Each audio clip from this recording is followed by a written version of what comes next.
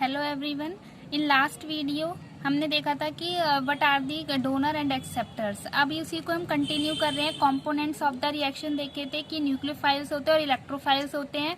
Nucleophile और electrophile में हमने देखा था कि न्यूक्लियोफाइल फर्स्ट कंपोनेंट होता है, इलेक्ट्रोफाइल सेकंड कंपोनेंट होता है और इनके बीच में इंटरेक्शन होता है। इंटरेक्शन कैसे होता है? क्योंकि फील्ड होते हैं, ये एम्प्टी ऑर्बिटल्स होते हैं, तो ये अपने इलेक्ट्रॉन्स डोनेट करता है बाय द कर्व्ड एरो और उनके भी एक स्पीशीज बन जाती है, दैट इज न्यूक्लियोफाइल। इस तरीके से एक नया बॉन्ड फॉर्मेशन हो जाता है। तो ये कंपोनेंट्स थे रिएक्शंस के।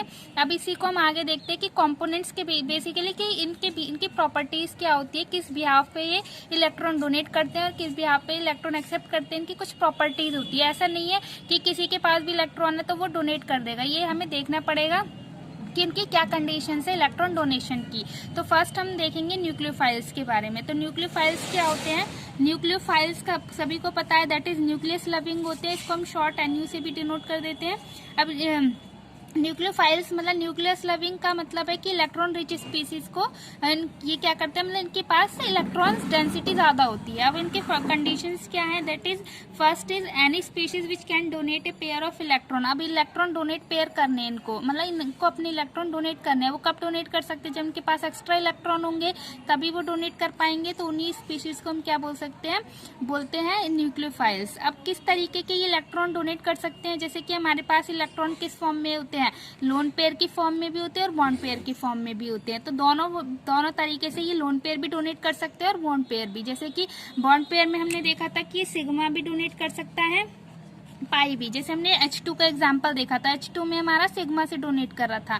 पाई में हम देख सकते हैं जैसे अनसैचुरेटेड कंपाउंड्स होते हैं, एल्कीन्स वगैरह, तो वहां से वो अपने पाई इलेक्ट्रॉन से डोनेट करती हैं। और इसी तरीके से लोन पेयर में हमने HCHO का एग्जाम्पल देखा था, जो ऑक्सीजन होता है उसके पास लोन पेयर होता है तो वो अपने इलेक्ट्रॉन डोनेट करता है। अब हमें यहाँ पर फिर एक दूसरी तरीके से एग्जाम्पल देख लेते हैं। जैसे अमोनिया के पास लोन पेयर है तो यहाँ पर लोन पेयर से डोनेशन हो रहा है। ये भी न्यूक्लियोफाइल है, ये भी न्यूक्लियोफाइल है। अब ये न्यूक्लियोफाइल क्यों है? क्योंकि इसके पास पाई इलेक्ट्रॉन से, ये पाई इलेक्ट्रॉन से अपने इलेक्ट्रॉन डोनेट कर रहा है इलेक्ट्रोफाइल को। इलेक्ट्रोफाइल यहाँ पर क्या है? H+ है। इसी तरीके से नेक्स्ट है, नेक्स्ट कंडीशन क्या है न्यूक्लियोफाइल्स की? इनका जो ऑक्टेट रूल है वो सेटिस्फाई करना चाहिए। मतलब ऐसा नहीं है कि उनके ऊपर खुद तो इलेक्ट्रॉन की कमी है और वो इलेक्ट्रॉन डोनेट कर सकते हैं, ऐसा कभी नहीं होगा। पहले वो अपने ऑक्टेट रूल सेटिस्फाई करेंगे तभी वो इलेक्ट्रॉन डोनेट करेंगे। और जनरली जो सेकेंड पीरियड के होते हैं उनमें हम देखते हैं, specially when the donor atom is of second period, उनको हमें पहले क्या करना पड़ेगा, उनके ऑक्टेट रूल को सेटिस्फाई कराना पड़ेगा। फॉर एग्जांपल्स हमने देखे, जैसे कि वाटर है, वाटर के पास हमारे पास लोन पेयर है, यहाँ से इलेक्ट्रॉन डोनेट कर देगा। अगर इनके ऑक्टेट रूल देखें, मतलब इसका अगर देखें तो यहाँ पर 2 इलेक्ट्रॉन है, 2, 2, 4, 6 एंड 8, 2, 4, 6 एंड 8 इलेक्ट्रॉन है, यानी इसका ऑक्टेट कंप्लीट है। तो इस तरीके से अपने इलेक्ट्रॉन डोनेट कर सकता है। और हम देखते भी हैं कि water is a good nucleophile. इसी तरीके से OH पॉजिटिव है, OH पॉजिटिव यानी कि अगर हम यहाँ पर देखें तो ये न्यूक्लियोफाइल नहीं है। क्यों नहीं है? क्योंकि यहाँ पर इसके ऊपर पॉजिटिव चार्ज आ रहा है, यानी कि अगर इसके ऑक्टेट रूल देखें तो यहाँ पर 6 इलेक्ट्रॉन ही आ रहा है, यानी ऑक्टेट रूल नॉट सेटिस्फाई। तो नॉट सेटिस्फाई है तो ये हमारा इसकी तरह न्यूक्लियोफाइल की तरह एक्ट नहीं करेगा। Next one is ammonia. इसी तरीके से हमारे सारी स्पीशीज हैं। अमोनिया के पास इन सब में क्या है, ऑक्टेट रूल सेटिस्फाई कर रहा है और इनके पास इलेक्ट्रॉन पेयर है, लोन पेयर की फॉर्म में ये इलेक्ट्रॉन डोनेट कर देते हैं। जैसे इसमें एग्जांपल देखें तो सल्फर के पास 10 इलेक्ट्रॉन है, ये अपने यानी कि ऑक्टेट से ज्यादा इलेक्ट्रॉन है तो ये इलेक्ट्रॉन इजीली डोनेट कर सकता है, यानी एक्ट एज अ न्यूक्लियोफाइल। अब हमें इसमें देखते हैं, यहाँ पर तो लोन पेयर से डोनेट कर रहे थे, एक एग्जांपल देख लेते हैं जहाँ पर सिग्मा से डोनेट करता है। वेल नोन एग्जांपल है BH4-। इसको हम बोलते हैं, जैसे कि इसके हम रिएजेंट्स हमने जब पढ़ते हैं, जैसे NaBH4 है, LiLH4 है, तो वहां पर क्या करते हैं, ये NaBH4 यानी कि BH4 पे नेगेटिव चार्ज जब Na चला जाएगा तो यानी कि BH4- हो जाएगा, तो ये हाइड्राइड डोनर की तरह एक्ट करते हैं। तो यहाँ पर हमारा क्या है, अगर BH3 देखे तो BH3 खुद तो इलेक्ट्रॉन डेफिशिएंट है, तो वो तो इलेक्ट्रोफाइल की तरह एक्ट करेगा, ना कि न्यूक्लियोफाइल की तरह। लेकिन जैसे ही BH3 अपना BH3 H- के साथ रिएक्ट करता है तो ये हमारा क्या बना लेता है, BH4- फॉर्म करता है। तो यहाँ पर तो इनका क्या है, अब यहाँ पर पहले कितने थे, 6 इलेक्ट्रॉन थे, लेकिन अब किसके इतने इलेक्ट्रॉन हो गए, इसके पास 8 इलेक्ट्रॉन, यानी ऑक्टेट कंप्लीट हो गया। अब ये किसकी तरह एक्ट कर सकता है, एक्ट एज ए न्यूक्लियोफाइल। तो यहाँ पर जो होता है ये बोरोन नहीं करता, बोरोन ने तो क्योंकि खुद ही इलेक्ट्रॉन कंप्लीट करें, ये नहीं डोनेट करते, ये अपना हाइड्राइड डोनेट करता है। तो यहाँ पर हमारा जो होगा हाइड्राइड डोनर होता है। तो इसको हम इस तरीके से शो करते हैं। यानी कि बेसिकली हाइड्राइड जा रहा है इसके पास, हमारा इलेक्ट्रोफाइल है यहाँ पर, तो ये इसके पर डेल्टा पॉजिटिव चार्ज होता है तो अपने हाइड्राइड डोनेट कर देता है, इसमें इस तरीके से रिएक्शन होती है। अब नेक्स्ट हम देख लेते हैं जैसे इथिलीन है। इथिलीन में भी हमारे क्या है, पाई इलेक्ट्रॉन्स होते हैं। ये पाई इलेक्ट्रॉन वीक होते हैं, मतलब इनका जो compare to sigma bond pi electron जो होते हैं वो उनका इजीली इलेक्ट्रॉन डोनेट कर सकते हैं। तो ये हमारा क्या होगा, यहाँ पर इथिलीन में जो होगा इथिलीन भी न्यूक्लियोफाइल की तरह एक्ट करेंगे। अब मॉलिक्यूलर ऑर्बिटल डायग्राम देख लेते हैं एक तरीके से। जैसे हमारे पास सिग्मा बॉन्ड डोनेशन करा रहे हैं, तो सिग्मा बॉन्ड डोनेशन किस तरीके से होगा, तो ये px मान लो कोई एटम है, उसका p ऑर्बिटल है और उसका p ऑर्बिटल। और मॉलिक्यूलर ऑर्बिटल डायग्राम में क्या होता है, जब दो ऑर्बिटल ओवरलैप करते हैं तो उनके बीच में क्या होता है, नए ऑर्बिटल्स फॉर्म करते हैं। मतलब दो एटॉमिक ऑर्बिटल ओवरलैप करके, दो एटॉमिक ऑर्बिटल मिक्स होकर के नए ऑर्बिटल बनाते हैं, that is bonding and anti bonding बनाते हैं। तो ये हमने सबने एमओटी में पढ़ा हुआ है। तो यहाँ पर अगर देखें तो px और px है, ये दोनों क्या करेंगे, मिक्स होंगे और एक नया सिग्मा बॉन्ड बना और सिग्मा स्टार बना। तो ये px, यहाँ पर सिग्मा बॉन्ड फॉर्मेशन सबको पता है, p ऑर्बिटल्स में इस तरीके से होती है, हेड ऑन ओवरलैपिंग होती है और ये सिग्मा बॉन्ड फॉर्मेशन हो रहा है। अगर एक सिग्मा बॉन्ड बन रहा है तो इसका एंटी बॉन्डिंग भी होगा, दैट इज सिग्मा स्टार। इसमें क्या है, 2 इलेक्ट्रॉन्स है, यहाँ पर एम्प्टी है, तो ये हमारे जो एम्प्टी ऑर्बिटल है उसमें इलेक्ट्रॉन्स एक्सेप्ट भी कर सकता है और यहाँ पर फील्ड से इलेक्ट्रॉन डोनेट भी कर सकता है। यानी कि एक्सेप्टर हमारा क्या हुआ, सिग्मा स्टार, और डोनर हमारा क्या हुआ, सिग्मा ऑर्बिटल्स होंगे। अब इसका नेक्स्ट देखते हैं काइंड्स ऑफ न्यूक्लियोफाइल्स। न्यूक्लियोफाइल्स हमारे कितने, मतलब कि किस तरीके से जो स्पीशीज है वो कैसे न्यूक्लियोफाइल की तरह एक्ट कर सकती है। तो हमने देखा था कि सिग्मा इलेक्ट्रॉन भी डोनेट कर सकता है, पाई से भी और नॉन बॉन्डिंग से भी। और इलेक्ट्रॉन एक्सेप्ट करने हैं तो एम्प्टी ऑर्बिटल्स में करेगा, वो सिग्मा स्टार भी हो सकता है, पाई स्टार भी, और कोई भी पी ऑर्बिटल, जैसे हम कार्बोकैटायन वगैरह में देखते हैं तो वहां पर एम्प्टी ऑर्बिटल्स होते हैं। तो इसी तरीके से हमने लास्ट वीडियो में कार्बोनिल्स का एग्जाम्पल देखा था। कार्बोनिल्स में क्या है, हमारे पास सिग्मा भी है, पाई भी है और नॉन बॉन्डिंग भी है, तो ये कहीं से भी इलेक्ट्रॉन डोनेट कर सकते हैं। इसी तरीके से हम देखते हैं, ये तो हमारे काइंड्स ऑफ हो गए। अब हम देखते हैं कि न्यूक्लियोफाइल स्पीशीज किस तरीके से हो सकती है। न्यूक्लियोफाइल स्पीशीज हमारी क्या हो सकती है, नेगेटिवली चार्ज भी हो सकती है और न्यूट्रल स्पीशीज भी हो सकती है। नेगेटिवली चार्ज ही हो सकती है, कभी भी पॉजिटिव नहीं शो करेंगी। पॉजिटिव यानी सबको पता है कि केमिस्ट्री में जो पॉजिटिव का मतलब, अगर किसी स्पीशीज के पास पॉजिटिव चार्ज आ गया यानी इलेक्ट्रॉन डेफिशिएंट हो जाते हैं, और नेगेटिव चार्ज आ गया यानी इलेक्ट्रॉन रिच स्पीशीज हो जाती है। तो न्यूक्लियोफाइल्स हमारे या तो क्या हो सकती है, जिनके ऊपर नेगेटिव चार्ज है या फिर न्यूट्रल है, यानी उनके इलेक्ट्रॉन ऑक्टेट रूल सेटिस्फाई है, तो वही स्पीशीज हमारी न्यूक्लियोफाइल की तरह एक्ट करेंगी। अब इसके एग्जांपल देख लेते हैं। न्यूट्रल न्यूक्लियोफाइल्स के लाइक वाटर है, अमोनिया है, PME3 का होल थ्राइस है, SME2 है, इनके सबके ऑक्टेट रूल सेटिस्फाई है और इनके पास एक्स्ट्रा इलेक्ट्रॉन्स है, ये न्यूक्लियोफाइल्स की तरह एक्ट कर सकती है। जैसे एक क्वेश्चन पूछा था एग्जाम में, एक एग्जाम में आया था कि H3O पॉजिटिव हमारा न्यूक्लियोफाइल की तरह एक्ट करेगा या नहीं करेगा। तो ये जाहिर सी बात है, नहीं करेगा, क्योंकि ऑक्सीजन हमारे कितने बॉन्ड बनाता है, 2 बॉन्ड बनाता है, लेकिन यहाँ पर 3 बॉन्ड बना रहा है, तो इसके पास खुद ही डेफिशिएंसी होगी इलेक्ट्रॉन्स की। तो इस तरीके से यहाँ पर क्या है, 6 इलेक्ट्रॉन है, अब इसमें क्या इलेक्ट्रॉन डेफिशिएंट है, तो यहाँ पर ये क्या करेगा, न्यूक्लियोफाइल की तरह एक्ट नहीं करेगा।